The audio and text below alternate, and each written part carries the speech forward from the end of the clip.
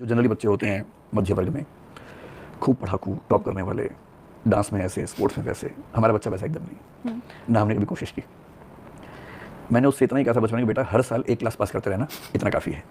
और वो कर लेता है, मुझे कुछ चिंता ही नहीं। बाकी मेरा मानना ये है कि स्कूल कॉलेज की पढ़ाई लिखाई ज़िंदगी में बहुत काम नहीं आती है। काम आती है स्मार्टनेस। और एआई के ज़माने में तो पढ़ाई कितना ही काम आएगी। आप जितना ही पढ़ के जाएंगे, आपका फ़ोन आपसे जानता होगा, कितना आप चैलेंज करेंगे।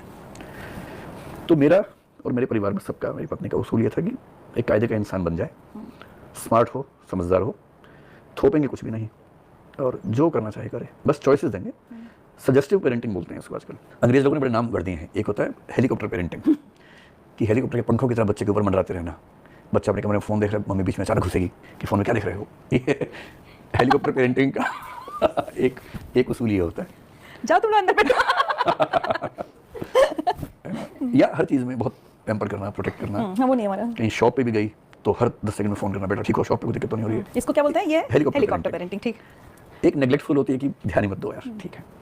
इनके बीच में एक होती है जो मुझे आईटी लगती है, उसको होती है लाइट हाउस पेरेंटिंग। इस समुद्र के बीच में एक लाइट हाउस होता है, वो लाइट दिखा रहा है, जहाज़ देख रहे हैं, उसके हिसाब से जहाज़ चल रहे हैं। जजमेंट नहीं कर रहा लाइट हाउस, केवल बता रहा है कि रास्ता इधर है, चलना तुम्हें भाई। तो हमारा बेटा भाई सलाह लेता है हमसे, माने ना माने उसकी मर्जी, तो 18+ का है। तो हमने हमेशा कोशिश की सजेस्ट करें।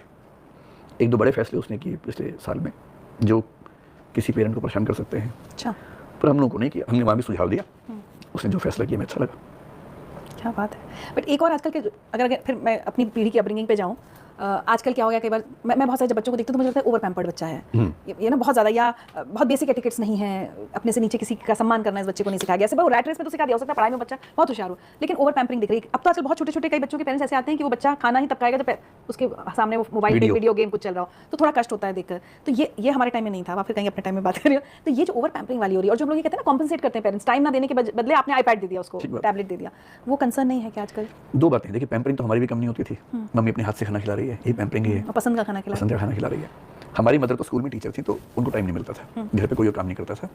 हम 3 भाई हैं, सुबह सुबह नाश्ता और खाना बनता था, हम दोपहर को भैया के खाते थे गर्म करके। तीनों भाई एक बर्तन धोएगा, एक झाड़ू लगाएगा, पूरे घर में पोछा लगाएगा। लड़कों को सिखाया गया, हमने बचपन से सब काम। मेरे पिताजी भी कपड़े पे धो रहे हैं सारे के सारे, एक बच्चा झाड़ू, एक पोछा, एक बर्तन, हमने सब ने किया, अच्छे से किया है। तो सर्वाइवल स्किल्स हमारे अंदर हैं। हमारे बेटे को इतनी जरूरत नहीं पड़ी क्योंकि उसको सपोर्ट सिस्टम ठीक मिला, क्योंकि हम फाइनेंशियली ठीक स्थिति में आ चुके थे। पर जो चीज़ें नॉन नेगोशिएबल हैं वो रिस्पेक्ट है। तो हमारे घर में कई लोग काम करते हैं, कोई ड्राइवर है, कोई सिक्योरिटी में है, कोई खाना बना रहा है, जैसे मान लीजिए। तो एक अलिखित कानून हमारे घर में ये है कि हमारा बेटा रोज़ सुबह उन सबके पैर छूता है।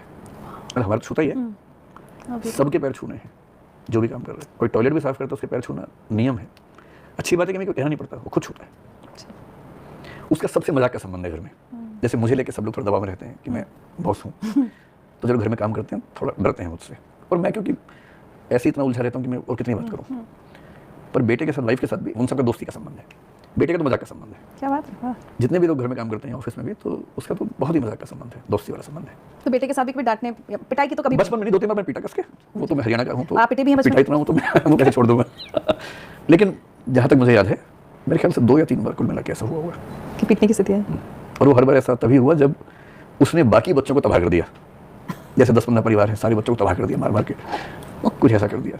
अब बाकी बच्चे आ रहे हैं, उनकी मम्मियाँ पापा कह रहे हैं, लेकिन उस चीज़ पे नहीं कि उसने कभी नंबर अच्छे नहीं आया या कुछ, सोच उनकी तो वैल्यू नहीं है। मैंने उससे ये जरूर कहा कि बेटा तुम्हारा स्कूल में जाता हूँ, बुलाया जाता हूँ, कभी तारीफ के लिए बुलवा लो एक बार भाई। हमेशा प्रिंसिपल बोलते निकाल देंगे स्कूल से, इतना अब तो स्कूल में था, टीचर शिकायतें कर रही हैं कि ये कर दिया, वो कर दिया, सर ऐसा, सर वैसा। तब तक मुझे कोई जानता नहीं था, तो मैं बच गया उस समय। अब उसके जाना पड़ जाए तो रील्स बन जाए आपकी। हाँ, मैंने इतनी डांट खाई स्कूलों में जाके, क्योंकि बच्चा शरारती है। पर बच्चा शरारती नहीं होगा तो कौन होगा? मैंने टीचर से हमेशा, हाँ, मैंने उनसे हमेशा यही कहा। सरप्राइजिंग क्या होता था कि टीचर ने बोला बहुत सीरियस मूड में, और मैं गया कि सर आपके बेटे ने ऐसा किया है। मैं समझ नहीं पा रहा उसमें गलत क्या है। वो शिकायत के मूड में बता रही हैं कि आपके बेटे ने ऐसा किया। जैसे 8वीं क्लास के बच्चे ने, उसको लड़की पसंद है, लड़की को लड़का दूसरा पसंद है, इस बच्चे ने लड़के को कुछ बोल दिया या झड़प हो गई। वो कह रही कि आपके बेटे ने ऐसा कर दिया। मैं सोच रहा हूँ कि इसके बाद कुछ बोलेंगे कि क्या गलती की है, वो बता चुकी है गलती कर। तो मैंने कहा मैडम 8वीं क्लास में तो ये नॉर्मल बात है, हम भी करते थे। सोचूंगे कैसे फादर। तो बोली सर आप समझ नहीं रहे। मैंने कहा नहीं, मैं सच में नहीं समझ रहा हूँ। 8वीं क्लास का बच्चा जिसकी उम्र 13-14 साल है, उसके मन में प्रेम का भाव है, बुरी बात है क्या?